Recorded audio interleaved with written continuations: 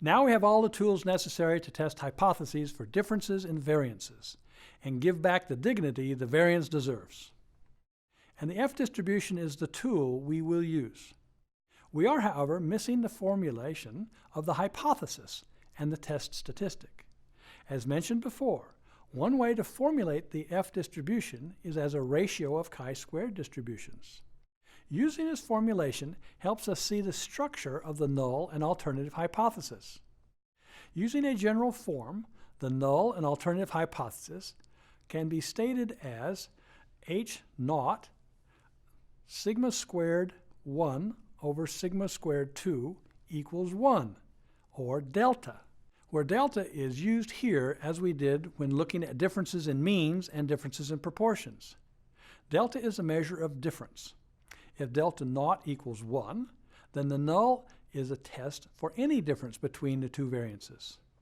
If we want to set a specific difference between the two variances for our test, we can set delta naught equal to that specific ratio. The test can also be defined as a one-tailed test in either tail, as we have done in the past. These specifications assume we are testing whether or not there is any difference, so delta naught is set equal to 1, and the equations modified as such. Okay?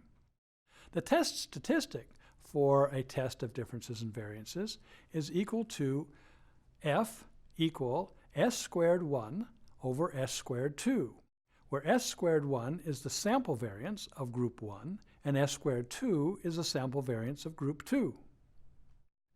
Now for our case of competing machines. You may remember that I was contemplating a new machine for my factory. An important feature of the machine was the speed of production, but I also had interest in the variations around the average speed.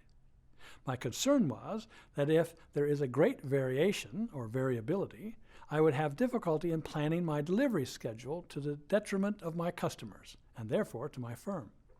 In choosing the machine I will buy, I wish to test variances of production speed and choose the one with the lowest variance. We conduct an experiment where we run the machines for a specific period of time and then measure the production rate per hour. This will give us a sample mean and a sample variance. For machine 1, we run the machine for 10 hours, and for machine 2, we run it for 8 hours. These are the two sample sizes, N1 and N2. We find the mean production rate per hour for machine 1 is 520 units, and for machine 2, 500 units. The two sample variances for machine 1 is 12, and for machine 2 is 15. These are the two numbers I'm really interested in. There's no reason to think that either machine is either the contender or the status quo. So the null hypothesis is that they are equal to each other. Our next step is to calculate the test statistic. But we have no reason to call machine 1 the top term in the formula or the bottom term in the formula.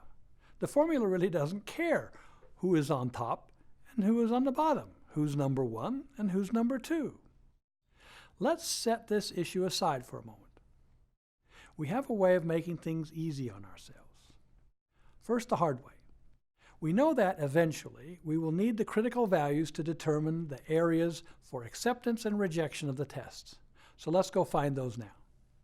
To find a probability for an F distribution, we must know each of the degrees of freedom, and then we can look up the probability on the F distribution table. For this example, we want a confidence level of 90%. And if machine 1 is in the numerator, then the degrees of freedom in the numerator is N1 minus 1, or 9. The degrees of freedom in the denominator are N2 minus 1, or 7. We can go to the F table and find the critical values.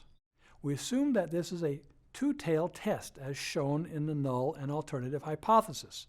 So we draw the graph as a two-tailed test and mark the alpha areas as 0.05. To find the right-hand tail, we look up F at 0.05 and 9 degrees of freedom in the numerator and 7 degrees of freedom in the denominator. For the critical value in the left-hand tail, we reverse the order of the degrees of freedom and look up F at 0.05, now 7 degrees of freedom in the numerator and 9 degrees of freedom in the denominator, and find 3.29. But we are not done yet. To get the critical value, we divide this number into 1 and get 0.304. Our next step is to calculate the test statistic and compare it to the critical values. The calculated test statistic is 1.2, and marking that on the graph, we see that it lies between the two critical values. We cannot reject the null hypothesis that the two variances are the same. I will have to make my decision based on some other parameter than the variance of the speed of the two machines. But we're not finished with the F distribution.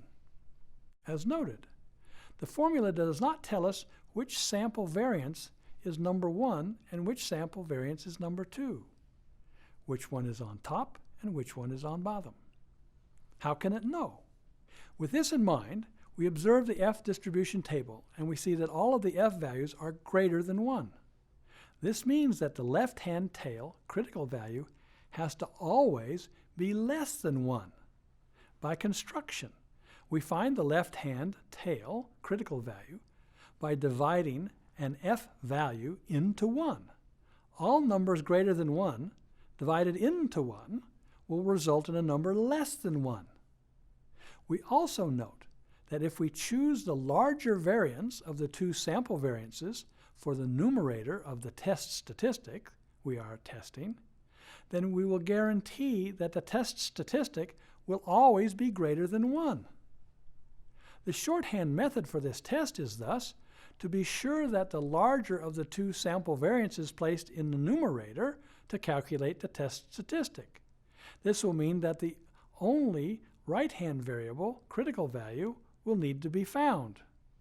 None of this reverse degrees of freedom and dividing into 1 nonsense. Sometimes we can make things a lot easier with a simple observation.